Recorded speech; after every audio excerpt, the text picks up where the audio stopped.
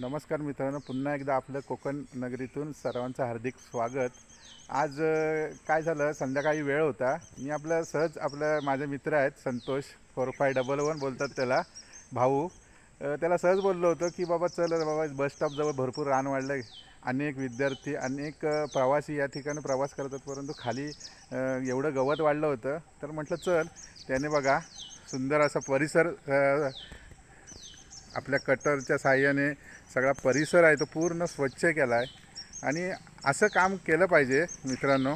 आणि नक्कीच समाज उपयोगी असं काम याने आज केलेलं आहे. मी तर ते धन्यवाद मानेन. या ठिकाणी आपण त्याच्याकडे जाऊया. नमस्कार. तर या ठिकाणी आता युवराज सर आम्हाला म्हणलेच होते की काहीतरी स्वच्छता करूया, आणि मी माझ्या घराजवळ समोर करत होतो कटरनी काम. तेवढ्यातच युवराज सर भेटले. जरा स्टॉपजवळ मारायचा होता तर आवर्जून मारला, कारण समाजसेवा ही आपल्या रक्तातच आहे. समाजसेवा करणे. आणि इथे अनेक प्रवासी येतात, आमच्याच घरातले किंवा वाडीतले किंवा आजूबाजूच्या वाडीतले.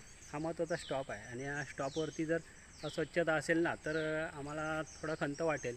म्हणून एक स्वच्छता आणि एक सुंदर स्टॉप आम्हाला या ठिकाणी एक काम करण्याची सुद्धा संधी युवराज सरांकडून मिळाली. एक समाजसेवा करण्याची एक संधी मिळाली.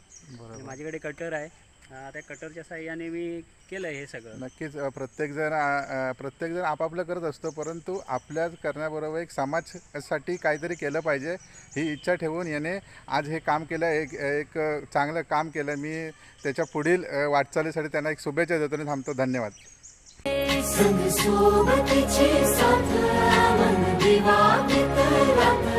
आज पहाटच्या पावलाला श्वास फुटू दे.